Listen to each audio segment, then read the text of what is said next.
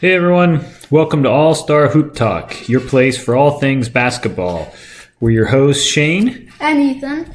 Here to discuss the play-in tournament for the NBA. We've got the first round done for the East and the West. Play-in tournament. Play-in tournament. Thank you for the correction, Ethan. And we'll go from there. So let's do a recap, Ethan. Who is out in the play-in tournament and who is still in? The Warriors got eliminated by the Kings, and then the Hawks got eliminated by the Bulls yesterday. All right. And so now the Kings are moving on and they're going to face New Orleans. Yeah. And the big news in that matchup is Zion Williamson's injury. Tell us about that.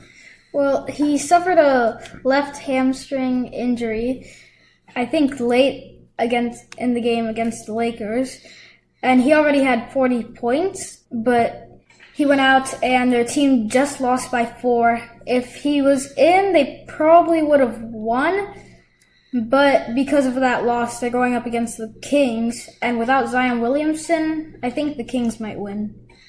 All right. So that's your well, we'll do predictions here in a bit, but now let's go over to the East side. Mm-hmm. So tell us about the Bulls versus Atlanta game. What happened there? The Bulls led 18-1 in the first quarter, and eventually at halftime, the Hawks came back, making it a 6-point game. But after that, they kind of fell apart, and the Bulls were able to just take the game from there. Why do you think the Bulls were able to win? Do you think it was just pure determination or any key players that stood out to you?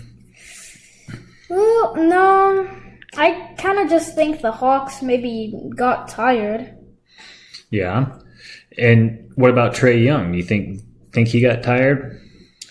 Yeah, the NBA commentators, they were talking about how in the second quarter he got all the team's turnovers and they kind of shut him down offensively and defensively. Oh, wow. I didn't know that. So he was basically having an off night then, huh? Yeah. It doesn't sound like he had as off of a night as Klay Thompson did in the Warriors versus Kings battle, though, does it? No.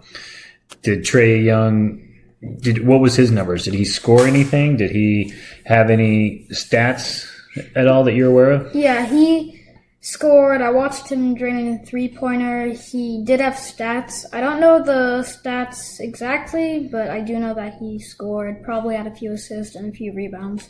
Okay, so he had maybe a decent night, maybe not a stellar performance, a decent night, and everything.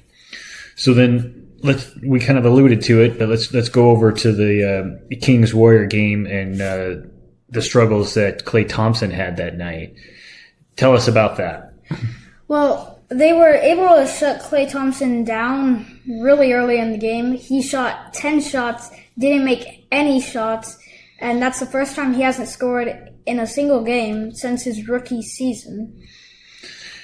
Yeah, and he didn't talk to the media after that game either. So he was probably very frustrated with his overall performance because that game they were then eliminated from any hopes of going to the playoffs. Mm-hmm. And there's been some talk that Klay might go to a different team or might not even go to a different team. Like he might not go to any team. So like retire? Is that what you're looking for? Yeah. You're trying to say. Yeah.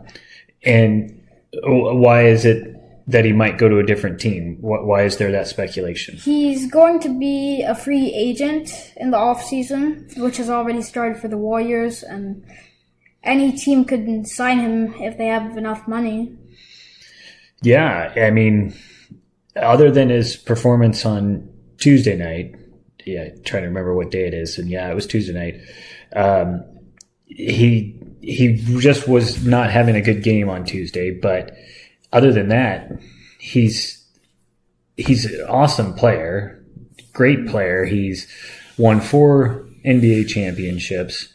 He's been an all-star I don't know how many times.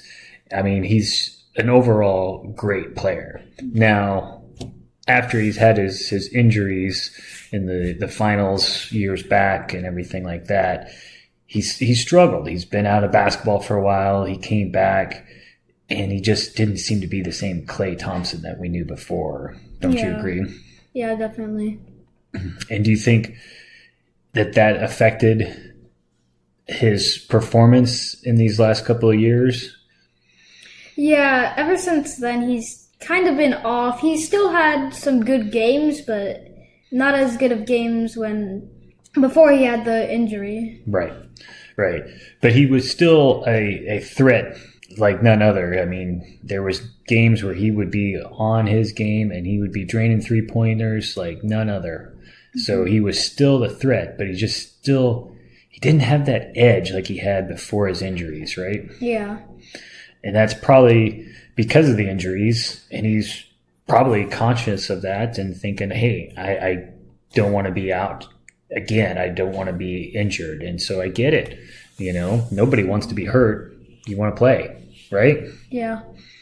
So then the Kings, they had two players this year that played all 82 games. Tell us about that. Yeah, it was Sabonis and Harrison Barnes. Sabonis, he got a really good double-double streak. Sadly, didn't make it to the All-Star game, but he was there every single time the Kings needed him, and he's always been starting. And then Harrison Barnes, he's been playing really good in the last few games, and even before then. The Kings, they really need him, and I bet they're glad that he hasn't missed a single game the whole entire season. Yeah.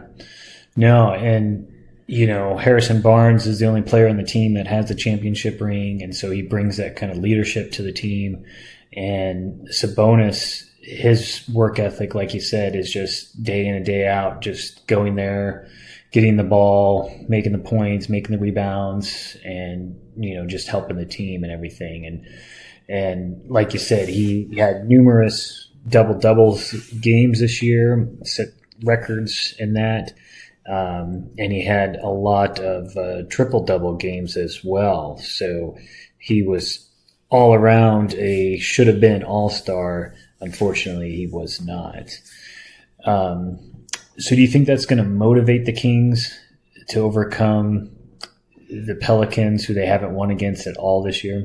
Yeah, I think they can win against the Pelicans, especially with Zion out and the Kings playing absolutely amazing against the Warriors, shutting Klay Thompson down, shutting Curry down.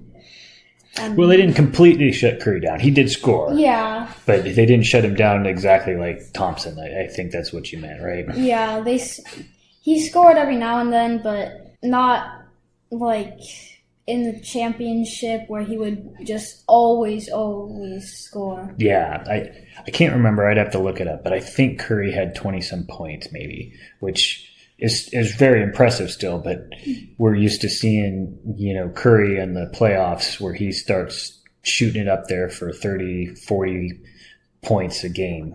So he was off, but he's still very deadly, and the Kings were able to control him. So what about is it Alvarez for the Pelicans? Jose Alvarado? Alvarado, that's his name. I could picture his face, and I forgot his last name, but you knew who I was talking about. Do you think he's going to be the threat to the Kings that may end their season?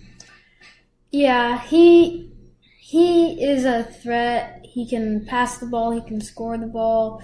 He's overall just a really good player. I think another player, though, is Brandon Ingram. He was kind of like the sidekick to Zion Williamson. And those two, they might be able to lead the Pelicans to a win against Sacramento. Let's hope not. Let's hope the Kings can pull it off. So now for the Bulls and Heat game, what do you think about that one? I think the Heat might win that game. It is going to be in Miami, and the Heat are pretty impressive at home. But what makes you think that they'll pull off the win? Well, as we saw last year, the Heat were the 8th seed, and if they make it into the playoffs this year, they're going to be an 8th seed again. But they made it all the way to the finals, which is only the second time an 8th seed has ever done that. And this year, they've played really well, and they just lost by 1 point against the 76ers. And the 76ers were really hard to beat. I don't think the Bulls can beat the 76ers, and the Heat almost beat them. So I think the Heat will come out on top. Okay. And so both of those games are tomorrow, and then the playoffs start on Saturday, first games. So we will have to come back.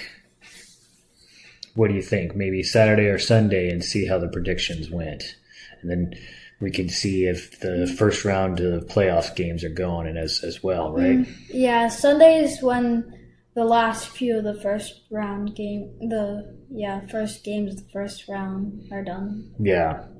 So, well, it sounds like the playoffs are starting to heat up because the play-in tournament is almost done. Mm-hmm. After tomorrow, we'll finally know the last two teams that are making it to the playoffs, and the playoffs will be set. And that's when it's going to get really do or die for everybody because they're going to have 7 games to win or go home. At least it won't be like the play-in tournament where it's just one game. Right. Do you like the play-in tournament? Because it's almost like the NCAA college men's basketball or women's basketballs as well, where they do the win or go home type of elimination championship. Yeah, I like it. And in this case, it gives, unlike before they had the play-in tournament, it gives the 9 and 10 seed a chance to possibly make it to the playoffs. Because if we weren't to have the play-in tournament, the Kings, the Warriors, the Bulls, and the Hawks, they wouldn't have a chance to make it to the playoffs. While the Pelicans, Lakers, 76ers, and Heat would automatically make it to the playoffs. Yeah. So the play-in tournament is kind of nice, and we'll see how it continues to go and everything. So, all right. Well, that's all for us for All-Star Hoop Talk. We will let you know how the next round of games go, and we will get back with you, check in later. Take care, guys.